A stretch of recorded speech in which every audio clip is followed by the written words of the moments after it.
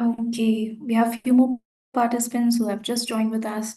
For those of you who have just joined, please feel free to introduce yourself in the chat box. We are waiting for other participants to join, and we will be starting with the webinar in a few more minutes. And meanwhile, we are waiting. You can let us know where you're from, what is your background, and also you can let us know what motivated you to join the webinar. We'll be happy to hear your thoughts and feedback. Thank you.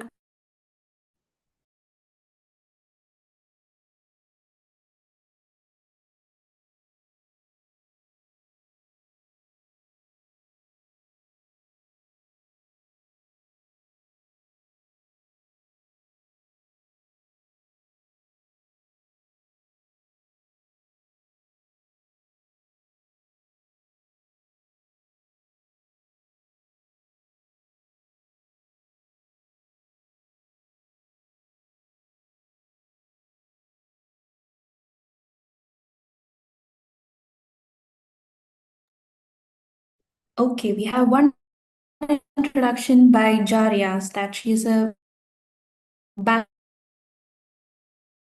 student in biology, an undergraduate student, potential thesis on bioinformatics. Pretty interesting, Jaria, and welcome to the webinar. We do hope this will prove insightful for you.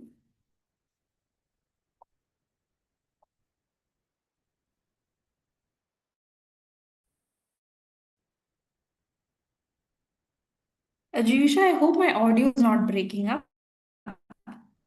No, I'm Shrigor, getting a it is. notification that my network is slow. No, I am able to hear you clearly. Okay, that's fine then. Okay,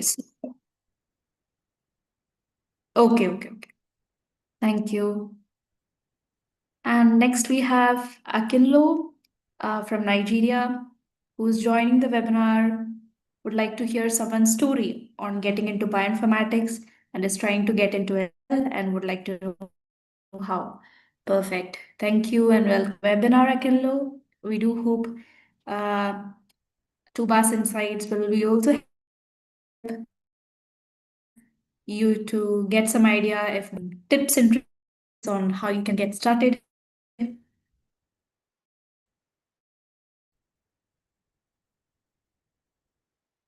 Okay, next we have Umar who is about to finish his master's. Perfect. Welcome, Umar. What about the rest of you? Please feel free to introduce yourself as well. We'll wait maybe for just 2 to 3 more minutes and then start with the webinar.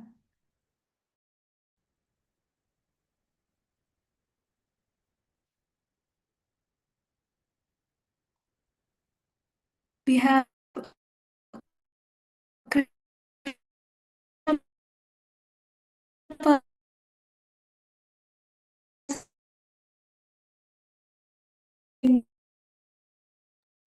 yes. Shrigor, Hi, Krishna. your It's voice good to is see you back. breaking now.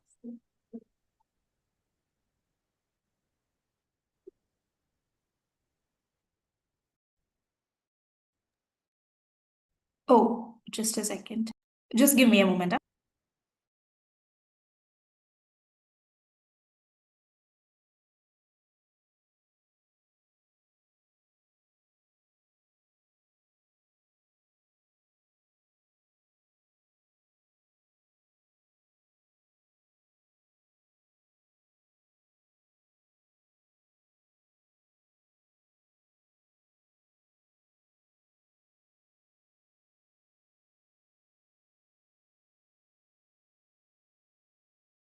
Okay. Do let me know if my voice is still breaking up. Are you able to hear me properly?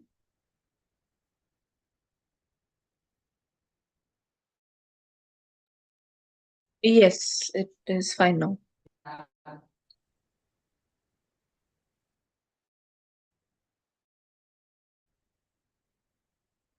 Okay. Okay, if I should speak slowly, then you can let me know and I can keep the pace accordingly. So, shall I start with the webinar? I think my audio is now fine and I can start.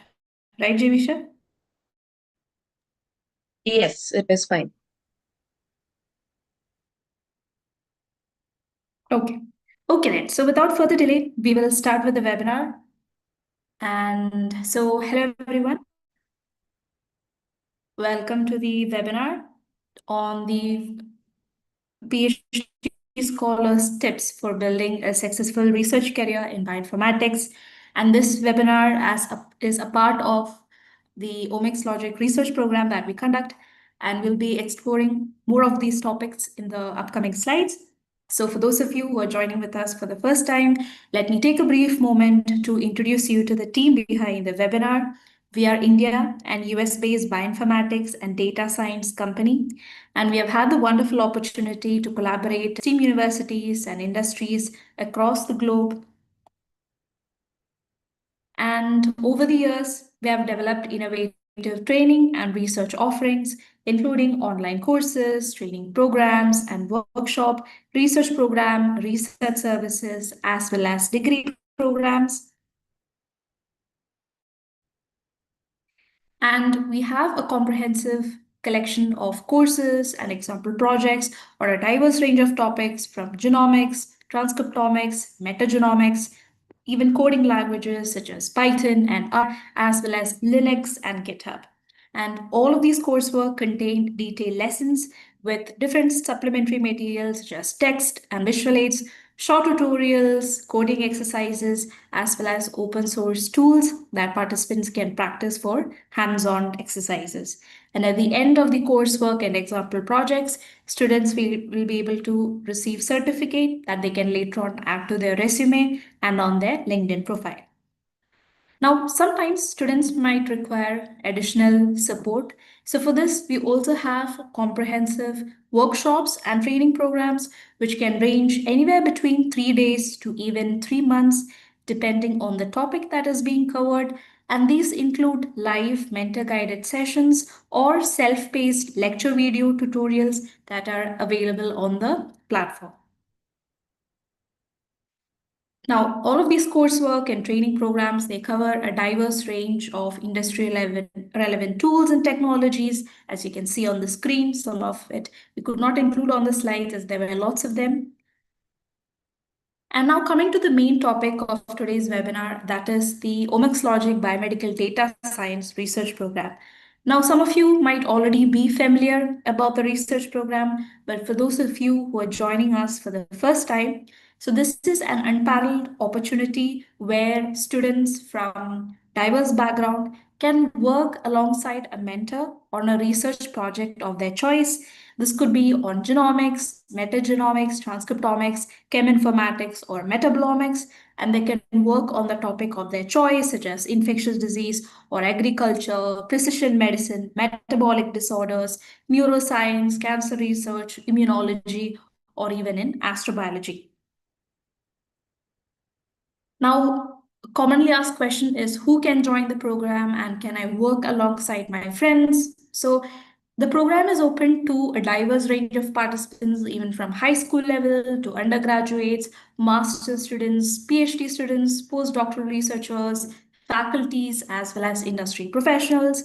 And the project can be undertaken as an independent project, or if you have peers or friends that you would like to work with, then you can also complete as a group research project.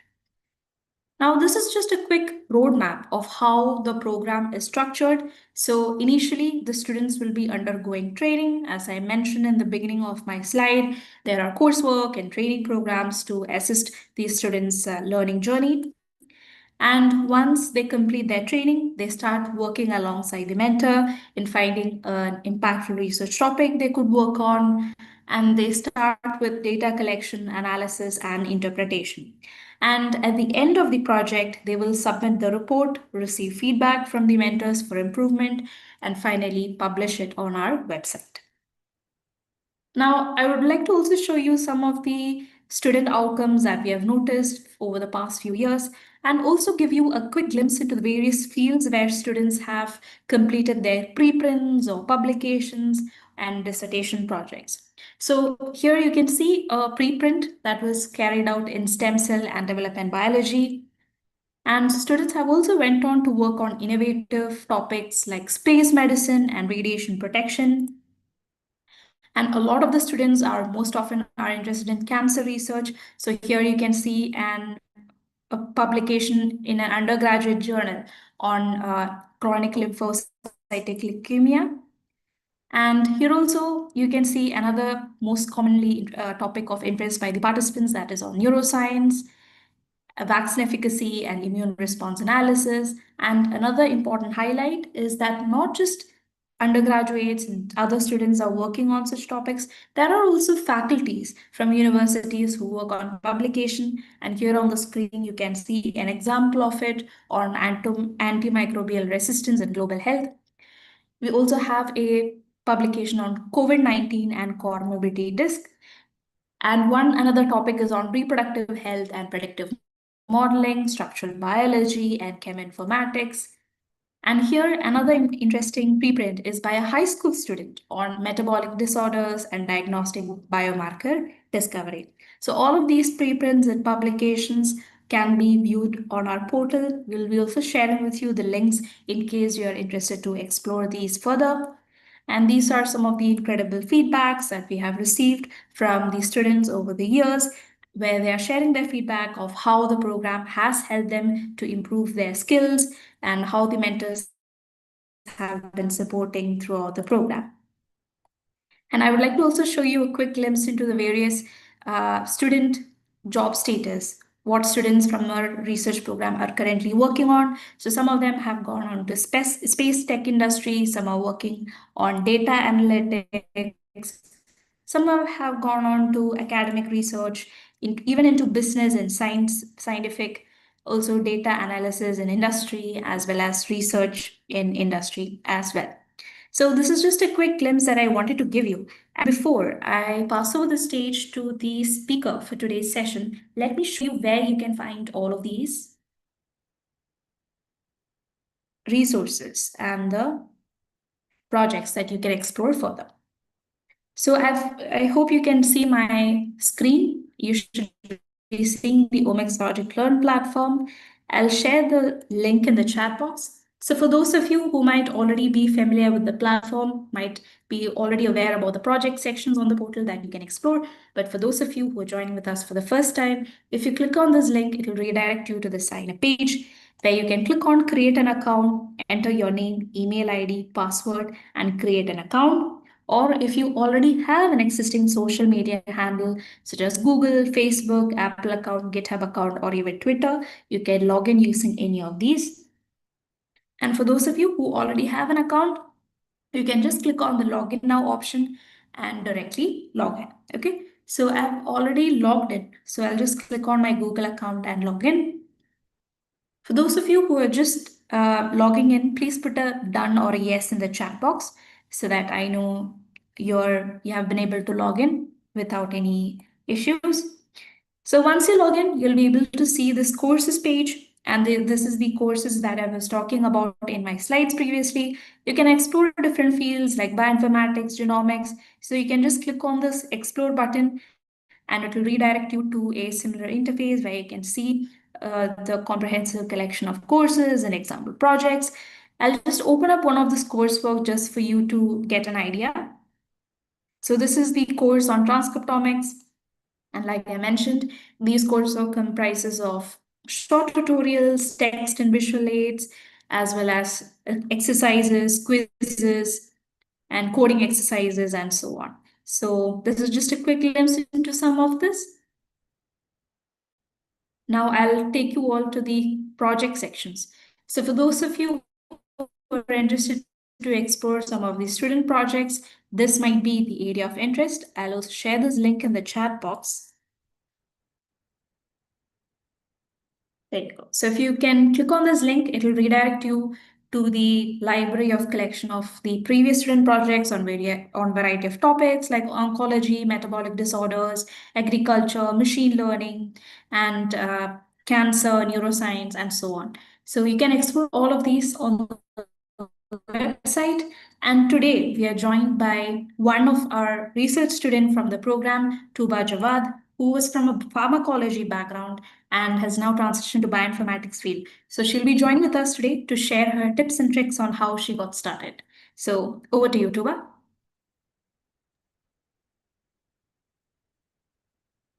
Hello.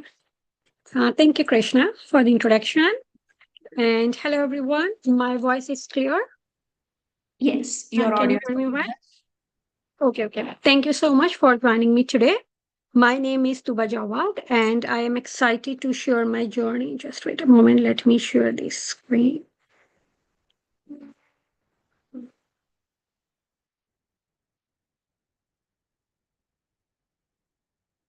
Just give me a moment, please.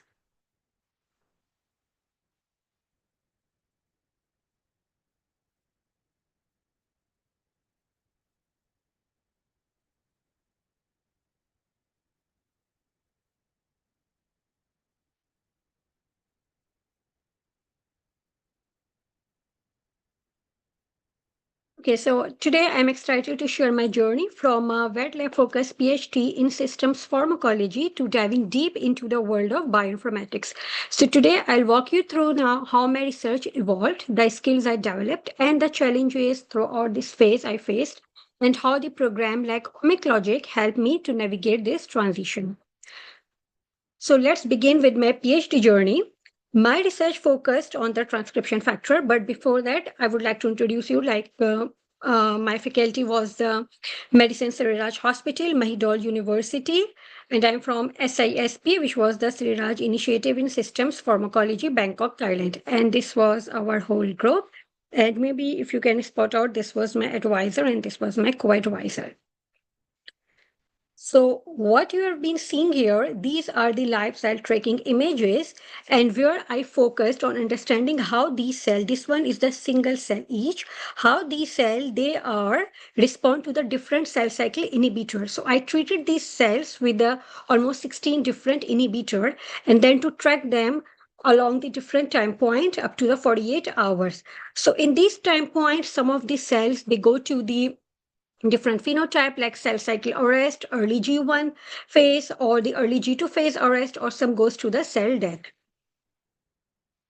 So basically, in order to conclude this, I had the Q signal and response. Q means the dosage of the drugs. Like once we give the different dosage, so then how these cells they will respond to the different cell cycle inhibitor. Like these are the sum of the dosage and the inhibitor, and then these are the dynamic pattern of the FOXM1. So based on this dynamic pattern, they give the different responses, either the cytokinesis on time, delay, cell cycle arrest, G1 phase, G2 phase, or the cell's death. And these cellular signals, they translated into the outcomes, which I explained earlier. So now this framework of the Q signal and response helped me to decode the FOXM1 role in governing the heterogeneity in the self-fate outcome. Maybe some of them you don't know what is the heterogeneity. So basically, for example, maybe you have heard about the concept of the precision medicine. Like one medicine, it won't work for everyone. And why it is different? Because there is a heterogeneity among the cell to cell. So this heterogeneity is very, very important in terms of the cancer, like what would be the sulfate outcome. So these investigations that I realized that the importance of linking the phenotype, which I discovered earlier, they could have some underlying micromolecular drivers.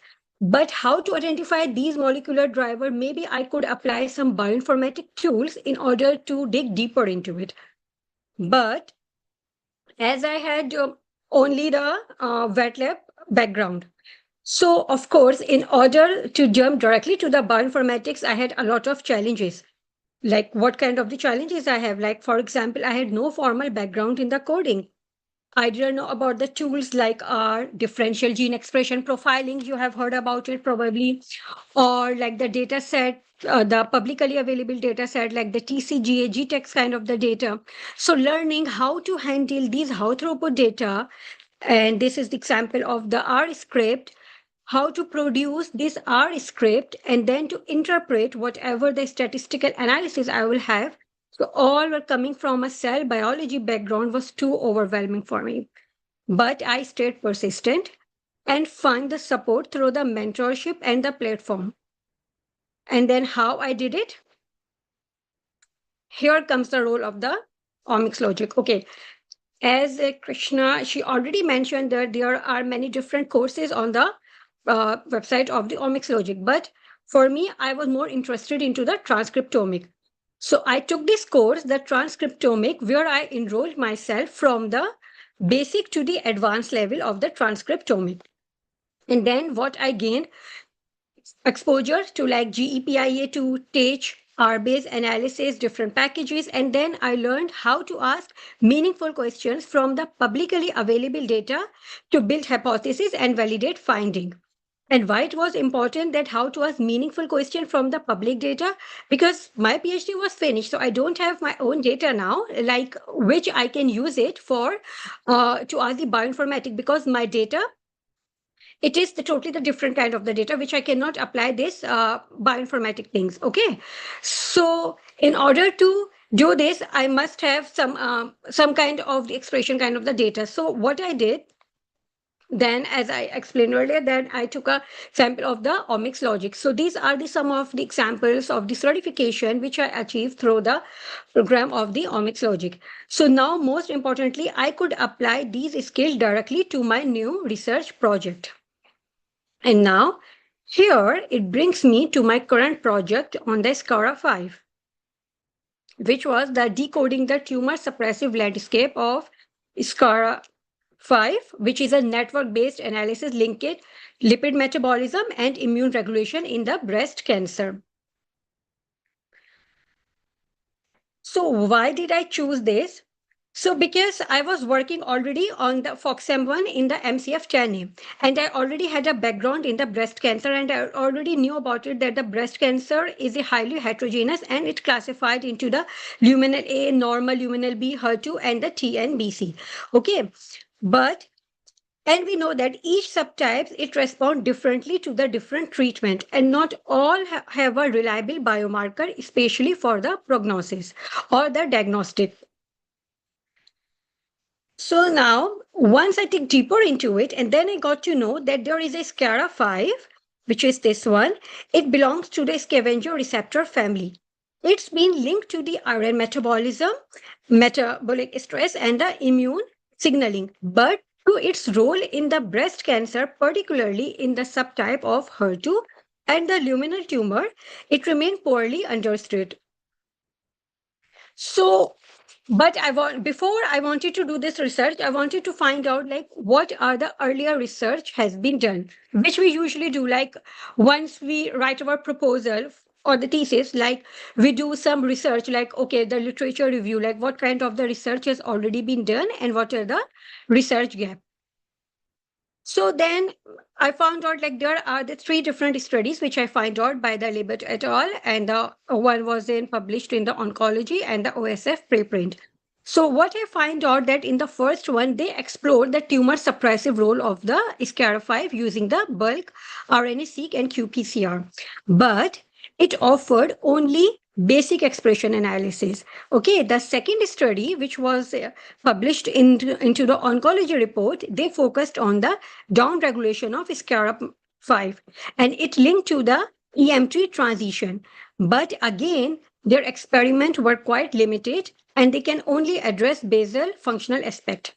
And for the last study, they mentioned the SCARA5 with a broader multi-gene panel. But in this case, SCARA5, they use only not research into the deeply. And then no subtype specific insight they offer. So overall, with all these studies, I got a hint that SCARA5 is relevant, but none of them has explored it to the network level function or the spatial distribution or subtype specific prognostic value, which became the core of my investigation. So what was the research gap what we have identified is limited data on the SCARA5 subtype specific and the absence of the network level analysis and very little information to its spatial and the single cell expression pattern. So this comes to my hypothesis that maybe this SCARA5, which acts as a tumor suppressor by the regulating immune and the metabolic pathway and the downregulation contribute to the poor prognosis in HER2 and the luminal B subtype. And this set my objectives. You can see here I have 5 to 6 objectives. So in order to summarize this objective, I was about to test this hypothesis in order to aim to assess the SCARA5 expression across the tissue and the subtypes to identify the co-expression gene, perform network analysis, enrichment analysis, and then to evaluate the spatial and the single cell expression. So in order to identify these, this is the methodology which I use. So first, let me begin with the key data sources, what have been used here, and the tool. So I obtained the bulk RNA-seq data from the TCGA BRCA and the UCSC Xena and the GEPIA2. I also use the GTEx data for the normal sample because what I find out, the tumor versus the normal samples in the TCGA BRCA, they were almost 1,072 samples for the tumor and the normal were only 117. So in order to be biased, I added the GTEx data as well, which is a normal control tissue sample. And then I use the human protein, ATLAS, the TICH, and the string databases for the different analysis, such as the spatial level distribution analysis or the single cell level analysis. For the tool side, I use the GPIA2, ULKN, TICH, HPA, spatial IDB, string, and the CBioportal. And of course, most of the downstream analysis was performed using the R programming, and some of the packages I used like the cluster profiler, ggplot, corplot, and the iGraph too. So now let me walk you through the step-by-step the analysis pipeline. So the first one was the differential expression analysis. So for the differential expression analysis, we compared SCARA5 expression between the tumor and the normal tissue using the TCGA and GTEx data. Okay, the data which we got it from the TCGA, they were only be categorized the tumor and the normal. So I use the PAM50 classification in order to classify it to the different subtypes like the luminal A, luminal B, HER2, and so on. Okay, and the tools we used were the GEPIA2 and the ULCAN, which I already explained earlier. Next, I did the correlation and the co-expression matrix in order to identify the genes which are co-expressed with the SCARA5 in the TCGA BRCA dataset. So the visualization was done using the programming the corplot. Next, I moved to the functional enrichment analysis. So for this one, we use the cluster profiler and the enrichco and the enrich tag. And then this one revealed there is a significant involvement in the immune and the lipid metabolism pathways, which were validated through these different pathways. Okay. And then moving forward, once we have these data, then we were interested to also identify the protein-protein network interaction. So we use the string database here. So the string database and the R visualization tools like iGraph and gggraph were used to build the PPI network in order to explore the functional cluster within the SCARA5 gene module. Then after I find out like, okay, what are the genes which are involved with the SCARA5 and how they are linked together and what are the pathways involved, then our next step was the survival analysis. So for the survival analysis, in order to assess the prognostic relevance of SCARA5, we use the GEPIA2, which stratify the patterns of the breast cancer sample type in order to assess how SCARA5 expression level correlate with the several survival outcomes. Next, whatever we have done until now, it was based on the bulk level. Okay, but as we know that the bulk and the single cell level, the scenario can be totally changed because the bulk level, you cannot find the heterogeneity. So as our also main component was the heterogeneity, so we use the single cell ATLAS visualization.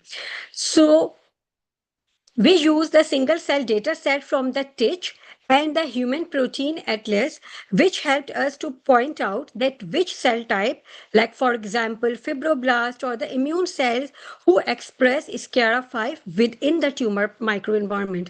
Not all the cells, they were expressing the SCARA5 expression.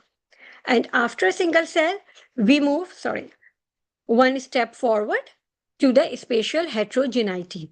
And for the spatial heterogeneity, it allowed us to map where the SCARA5 is enriched or depleted across the tissue section. Okay, such as the hot spot in the endothelial or the fibroblast region or the cold zone in the epithelial cells. So this one was all the methodology. If you have any questions, you can write it down in the chat box and then I can answer you later. So here come the first figure. This one is the SCARA expression profiling in tumor versus normal. So we begin to profile differential expression across tumor and the normal sample. So here you can see we have a different genes, and this one is the SCARA5. Sorry, I forgot to highlight it. This one is the SCARA5. So panel A, it shows the heat map, which highlighting the genes that are down-regulated in the tumor, and the SCARA5 is one of them. Okay, and this one is the volcano plot, which also shows the SCARA5 and the related genes which appeared on the significantly down-regulated, which reinforce their relevance in the tumor suppression. This blue one, it shows the p-value, and the red one, it shows the p-value and the log to fold chain, the significant one. So the SCARA5, it was the significant in our case. So next, we would like to find out the SCARA5 expression in the tumor versus the normal. So this one data set is from the TCGA, the tumor versus the normal data set. And then as I explained earlier, that we also use the normal GTEx. So this one from the tumor versus the GTEx normal data set. And that one is the another plot. But we can see here from the figure C to E that they all show that the SCARA5 as a part of the gene signature that can reliably distinguish from the normal tissue. From each case, you can see that the expression of the SCARA5 is lesser comparing to the normal one.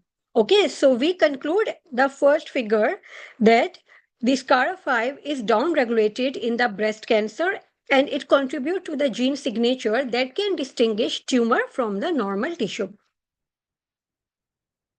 After that, we would like to assess the TCGA data, tumor versus normal GTEx, to show consistent and the significant downregulation. Okay. And then we perform the dimensionality reduction analysis like the TCNE and the PCA bioplot in order to visualize the gene clusters by the subtype. And how did we get this to subtype? As I explained earlier, that we did the PAM50 classification. So the tumor samples we classify into by running the code, we classified into the different subtypes such as the basal, HER2, luminal A, luminal B, and the normal. Okay, and then now we did the same thing, but in the different subtypes. So what we have find out that the SCARA5, this one we got it from the R programming, and this one is from the GEPIA2. We used the GEPIA2 as a validation. So what we have find out that the SCARA5 is down-regulated across all subtypes, especially in HER2 and the basal one, comparing to the other subtypes. And this is also validated from the ROC analysis, which shows the strong diagnostic performance by these subtypes. And this makes the SCARA5 as a promising biomarker for the aggressive breast cancer form. Now, next, we would like to move forward for the functional enrichment. So in this functional enrichment, we reveal the SCARA5 associated genes were involved in the lipid regulation and the immune pathways. And what kind of the pathways involved in it? They were the PPAR signaling pathway and the adipocyte signaling pathway, and both of which they are relevant to the tumor metabolism and the immune modulation. Moving forward, we did the gene ontology enrichment, and which further highlight that SCARA5 linked to the fatty acid metabolism, lipid storage, and the lipid transport. And this heat map, it also shows that the downregulation of these genes in the tumor, which indicated to the suppressed metabolic landscape, which is tied to the SCARA5 loss.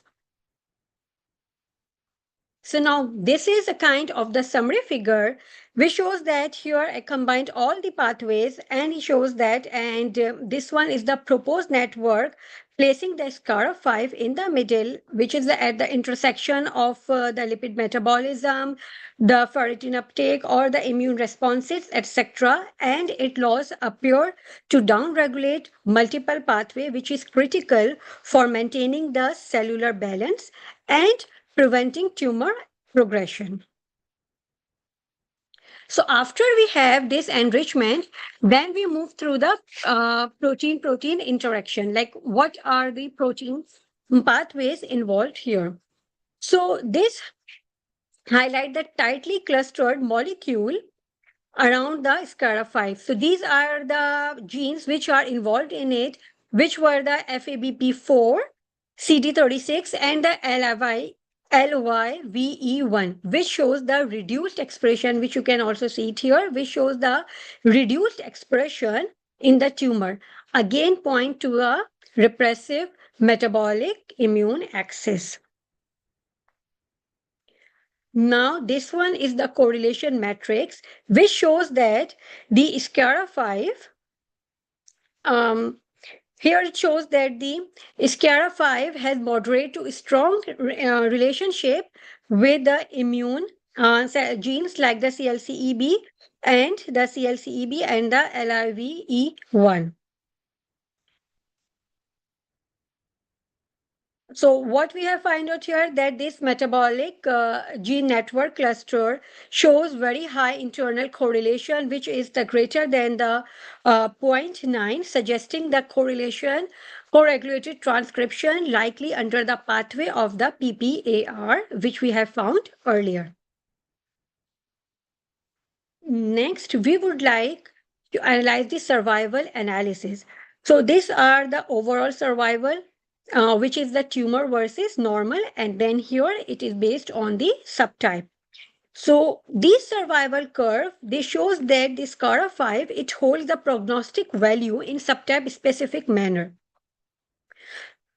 The low expression is associated with the significantly worsened outcome in HER2 and the luminal B breast cancer, which underlie its clinical relevance. After that, we move to the single cell level. So this one, from figure A to C, these are the cell type, the annotation of the BRCA LX and overlay of the SCARA5 expression. And they are colored along with the different cell type like the BCDT4, DC, endothelial, fibroblasts, etc. And what it shows that the expression here, we can see here, this expression is restricted to a subtype of the stromal cells and absence in the malignant cluster. And the violent plot, it also shows the similar thing that it has been enriched in the stromal cell. Then I use the another data set, which is the BRCA GSE 114727 data set. And this data set, it also shows the similar pattern, that these are the similar pattern as to the BRCA LX. We again observe the strong SCARA5 presence to the stromal cells like the fibroblast and the dendritic cells, and the panel, which is shown by the panel E, and the panel F also break down the patient specific comparison, patient-specific cellular composition, which further support that it is consistent with the stromal localization. So if we talk about the single cell level, the SCARA5 is enriched into the stromal cell level.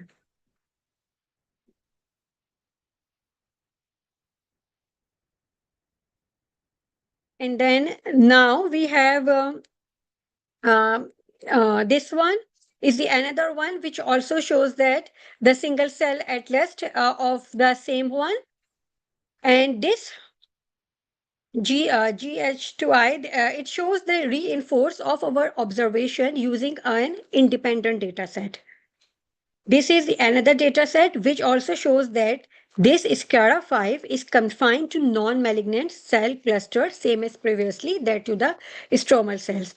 And this violin plot and the co-expression dot plot, it also reveal that SCARA5 is co-regulated with the lipid immune genes like the FAPQ4 and the ADPOC-Q and the CLEC3B, which suggest a role in immune metabolism.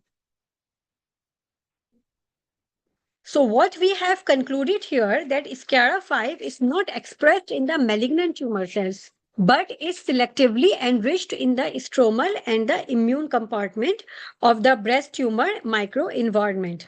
And this data we only find it through the single cell level.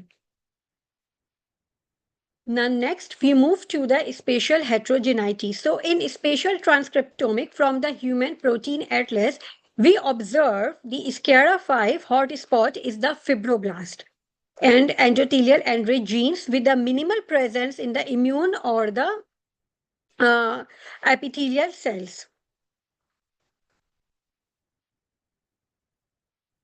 And then lastly, this is the heat map, which visualization shows the spatial heterogeneity. The SCARA5, it shows a hotspot in the fibroblast and the endothelial cell region, but minimal expression in the immune and the epithelial compartment. So what is the key message? We would like to give it here that SCARA5 expression is especially restricted within the breast tissue, concentrated in the fibroblast area, which supports its role in the tumor microenvironment rather than with the other cancer cells. So as a conclusion, if you remember in the starting, we asked the different question based on the research gap. So at the end of our study, we could able to fill that research gap. To summarize it, our study addressed the major 5 gaps. We uncovered the SCARA5 subtype downregulation in HER2 and the luminal B, positioned SCARA5 as a central role in the metabolic, immune, and the co-expression network. And we also highlighted the upstream transcriptional of the PPAR signaling and linked low SCARA5 expression to the poor prognosis. And lastly, using the spatial cell and the single cell data, we map to the heterogeneity localization within the tumor microenvironment. So, in short, the SCARA5 emerged as a critical regulator with the prognostic and potentially therapeutic significance, especially in the aggressive breast cancer subtypes. So, again, here could be more work has to be done, like for example, to validate the SCARA5 function in vitro, or to explore the upstream regulation using the ChIP-seq to test its therapeutics in a mouse model probably, or to validate the SCARA5 as a clinical biomarker by having a IHC or the spatial transcriptomic, and then integrate this data to the multiomic to deepen insight into the SCARA5 mediated regulation. And as with all science, one answer opened the door to the several new questions. So after this project, my next project focuses on the molecular signatures in the TNBC cancer at the PI3K, AKT, mTOR pathway. So stay tuned. I'll give later probably the deep insight about of this project as well. Last but not the least, I would like to sincerely thank to Dr. Mohit Mazumdar, who is the CEO and co-founder of OmicsLogic, and Mr. Harsh Kumar from the OmicsLogic for their incredible mentorship and support throughout the transition.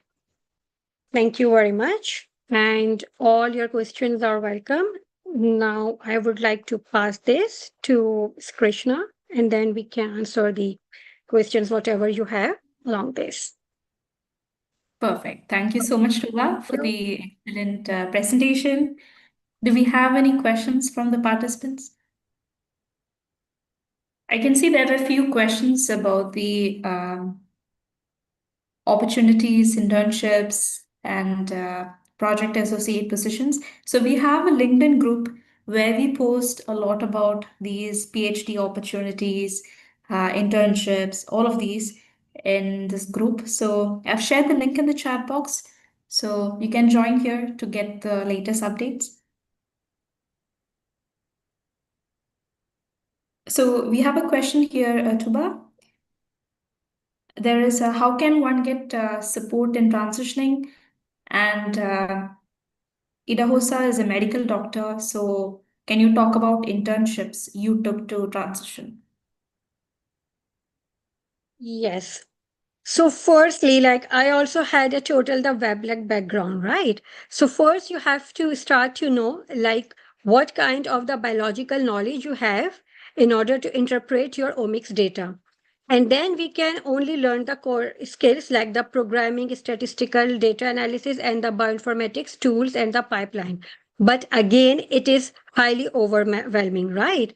In order to build a project portfolio. So here it comes the courses which help me personally, OmicsLogic, like personally, I had a experience in that transcriptomic at the very basic level.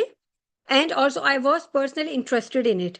So what I have done, I enroll myself into the different courses of the OmicsLogic and their workshop. There are several workshops which you can join where they actually train you under the guidance of the mentor that how you can download the data and then what kind of the sources or the tools you can use it, and throughout the program they helped me each and every step, and whenever I stuck because I didn't have any background of the coding before, they helped me. They had like, even though sometimes I asked them on the weekend, but they could help me out, like for example the PAM50 subtype classification, the I stuck over there, but I thank to my mentor who helped me out there in each and every step of the coding. And not only this one, they also have sorry, I forgot the open source, not the open source, but Krishna, you also, and the OmicsLogic also have the one program like the Stitch or someone, where we can just upload our data and then we can get the t-SNE plot and something, which also helped me a lot in my another project. I totally forgot the name of this. Sorry. By platform. Yeah. T Bioinfo. Like for example, once I started myself, so I didn't know about it. Like once I did the t-SNE plot or the PCA plot in order to see the variation in the PCA plot, that either it is right or wrong. And then what I've been told, like I can just submit my data into the T Bioinfo and then I can get the information from there.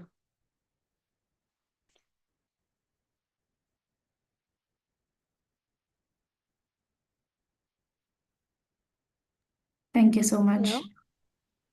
Am I audible? Yes, you're audible. Okay. So yeah, Then, these are some of the programs which I've took. I have enrolled into the several workshop and the transcriptomic programs and the research program.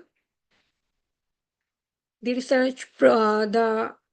transcriptomic program, they have all the other programs. They also have like the basic to the advanced level. I took the advanced level because in the advanced level, at the end of the course, I was able to design my own research program, and then I enrolled myself to the research program, and where I could able to get this one. So now I can proud myself because I was totally a biology. Um, I had only the experience in the biology. I didn't have any experience in the bioinformatics, but now I can do it. And now I can also get the data from all the online sources and I can analyze it. So thanks again to the OmicsLogic. Good Thank you evening, so ma'am. much. Yes, Gauravi, go ahead. Ma'am, I have a one doubt. Can I ask? Yes, please, go ahead. Ma'am, actually, I'm asking that you say na SCARA 5 is, ma'am, SCARA 5 is causing, is a type of gene which express and causes the cancer, breast cancer. Ma'am, but first it causes tumor, then tumor get converted into cancer. Yes, so what's your, may I know what's your question?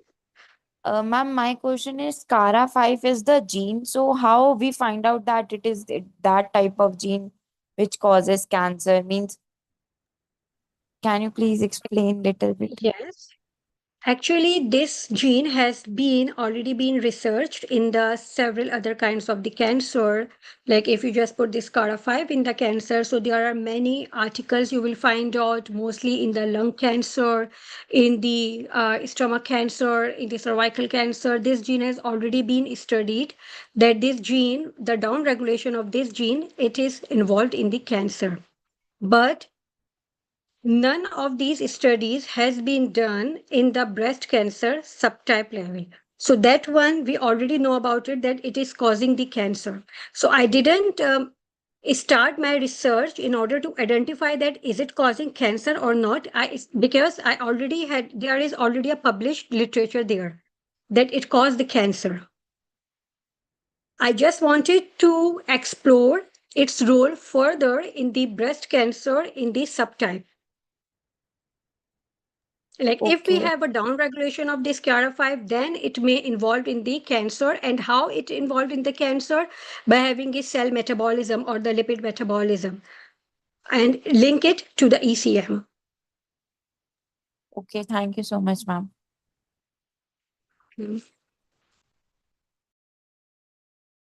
Thank you so much. I'm looking through the questions as there are a couple of them.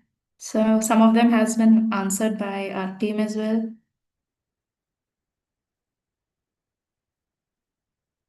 And one person is asking about the importance of publishing research papers. So if you could maybe talk about that. If you want to go in this field, like academia, so for the academia, you must have to have a research paper. But like if we talk about the industry, that's a totally different. But like for the academia, for like in the postdoc and then after that the lecturer, the assistant professor, and then so on, you must have to have a paper. Okay, so the research, the publication is highly important. That's why I am also writing, I have already written down the publication for this one, the manuscript of this one, this CARA5. You're asking the importance of publication, right? It totally depends on you if you want Yes, to yes. go to the path of the industry or the academia. But I think so in the industry also, if you would like to go into the roles of the data analyst or the some kind, so you see in their jobs, they will ask you your prior experience. And in your prior experience, they ask you peer published papers. Because in order to assess like you can handle this high throughput data or not, they would like some evidence, and this evidence you can only show them in terms of the publication, in terms of your paper, like okay, you are good enough to analyze the data at the bioinformatic level, and how you can prove it if you have a paper in it, and this paper must be peer reviewed. So this is highly important. And I think so not only in academia, maybe in the other like industry also, but I don't have much experience in the industry, so I can't say anything about it. But for academia, sure. Thank you so much, Tuba. I think Gomati had asked the question previously also. I think how can one evolve from basic to expert level? Would you like me to share my screen and show the training program that you went through, Tuba? Yes, yes, sure. Yes, so I'll share my screen. So Gomati, so initially, like I mentioned, there is a training phase that students go through when they are beginners.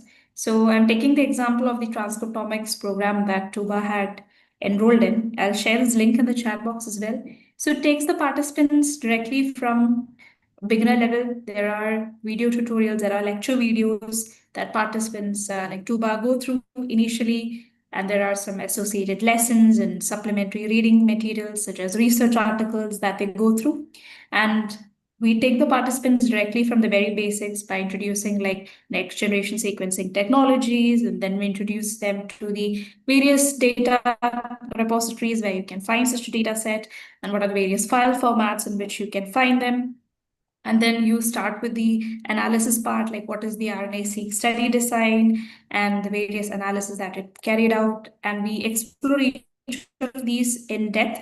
All of these are hands-on practicals like exploratory data analysis. We also cover R coding as well throughout the lessons. And these are just some of the topics that we are covering in the beginner level. And if you'd like to go through the much more advanced topic, there is an intermediate level of 5 sessions, and we cover topics like machine learning and also R coding as well. And finally, in the advanced level, we also cover about the single cell transcriptomics as well. So you can go through this page at your own pace as well. You might be seeing a different interface as you might not be enrolled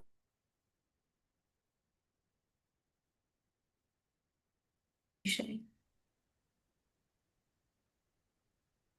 And let me again scroll back up.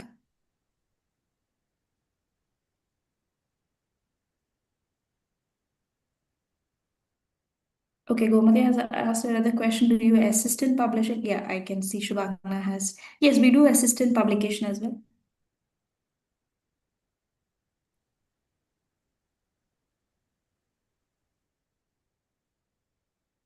Can I have one question, please? Yes, sure. Also, for example, if we have done a project with OmicsLogic and after doing like after we got all the results, so what if we want to publish individually, like with our supervisor? So do you have any issue with that? No, there is no issue. We can coordinate that as well with the team and then do it. Yeah, like I asked this question because like in the publication, there is like the publication fee. Sometimes we need to find a sponsor as well who could pay for our publication. So in that purpose, I wanted to ask that. So if we add on our supervisor, so maybe he can help with the publication fee. So we can like learn from OmicsLogic, and after that we can enroll our professor so that he can help us into publication. So is it okay, like if we can do like this? Yes, that is also possible. Okay, that's great. Thank you. Well, okay, so now I think we have answered most of it. But then, yeah, so now we'll just quickly launch a poll. You might be able to see a quick pop-up on your screen right now. We would like to hear from you now about what is the research that you're interested in carrying out and about the research program. And at the end of this poll, I'll also share with you a form. It's a scholarship application form. So for webinar attendees, you'll be getting some exclusive discounts while enrolling in this research program. So on the screen, you can see a poll. I'll just quickly read out the questions as well. So one is about the email ID. So you can let us know the contact details, how we can reach out to you. And for what duration do you wish to work on this project? Like, is it 2 months or 3 months or 6 months of project that you would like to work on? And the third question is, what is the area of research that you're interested in working on? So it could be on precision oncology, it could be on metabolic disorders or infectious disease, neurodegenerative and cognitive disorders, machine learning, and CAR T cell therapy and immuno-oncology, drug discovery and structural bioinformatics. And then we have also left an option called others. So in case there are any topics that could not be was not provided in the option that particularly you would like to work on, you can mention in the fourth field, that is in others. We'll be happy to, our team will reach out to you based on these responses, and we can coordinate on what kind of project that you would like to work with, and your research objectives, like is it as a part of dissertation or publication, and so on. So we'll keep this poll open for a little bit, and then we'll close the poll. Okay, participants have started answering.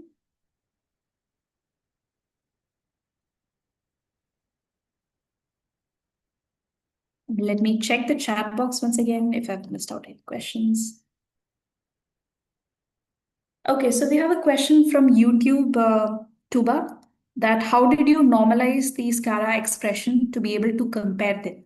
Did you convert to TPM, then perform comparison, or are these just raw read counts? We use transcript per million TPM for the bulk RNA-seq, which allow for the more accurate comparison across genes and sample by accounting for both sequencing depth and their gene length. And for visualization like box plot and heat map, we further log to transform the TPM values in order to stabilize the variance and enhance the interpretability. Thank you so much, Tuba.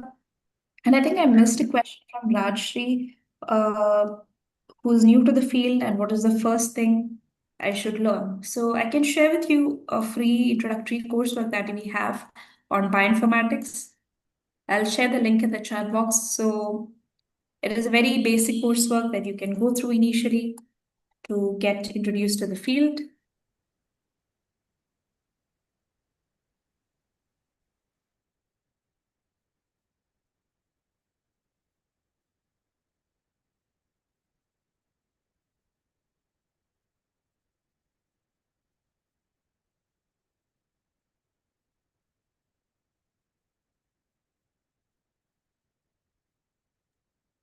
Okay, so there is a question from Kushnuma. Do we need to add author from team in our project while publishing? Yes.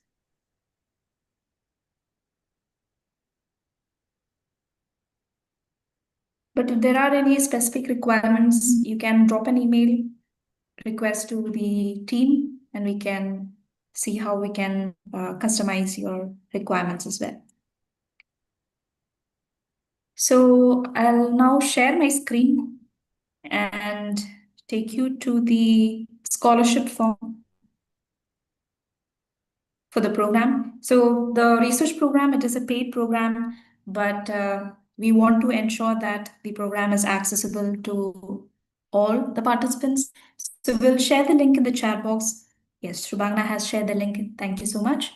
So if you click on this form, it will redirect you to a similar interface.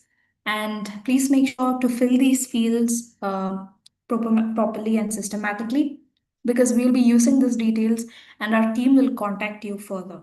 So just to read out some of the fields, make sure to enter the email ID you want the team to contact you, your name, phone number, make sure that it is either available in WhatsApp or we can call you.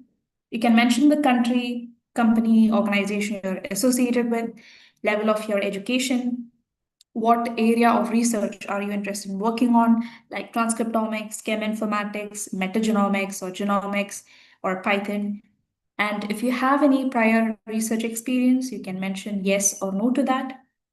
Which research path you would like to pursue? Is it an independent project, or you would like to work with your peers and complete a project as a group project? And if it is a group project, how many students will be working on this? Like 2, 3, 4, 5, or more? You can mention that. And for what duration do you wish to work on this research project? So 2 months, 3 months, 6 months. And what is your motivation? Is it for dissertation, publication, just to get some research experience or anything else? And the last two sessions will be also very important. You can mention why we should consider you for the scholarship. You can write few lines and also upload your updated CV here. So our team will evaluate based on the responses that is being shared, and our team will reach out to you accordingly.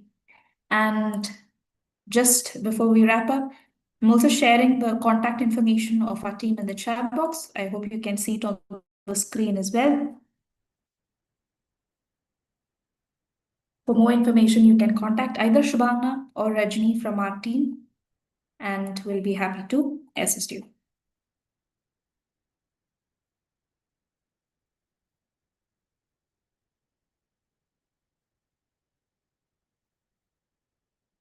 Maria is not able to see the poll again. No problem, Maria. We will share with you once again over an email or on WhatsApp, and you can take it there.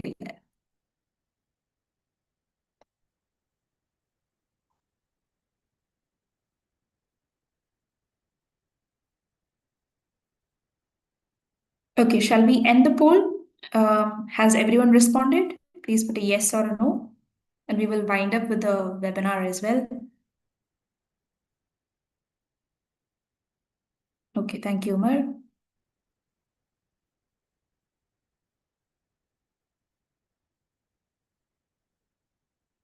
Okay, no problem, Akinlo. Instead, you can then fill out the scholarship form and you can let us know as well. And I'm sharing the scholarship form once again in the chat box. Okay, Justin asking, I filled in the form. It also had a space for scholarship. Do I need to fill in the new form you have sent just now? I'm not sure which form it is, but then, yeah, this is a separate form, the scholarship one that I've shared in the chat box right now. It is for those who are interested in applying for scholarships while enrolling in the research program. So it has different fields, so you can apply for the same.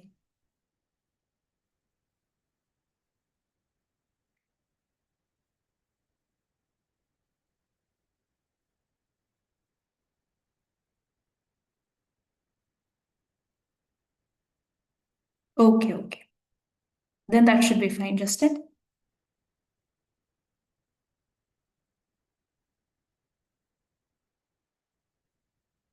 Okay, then I think we'll wind up with the webinar then. Thank you so much, Tuba, for joining with us and sharing your insights and tips for the participants who are interested to transition to bioinformatics will find useful.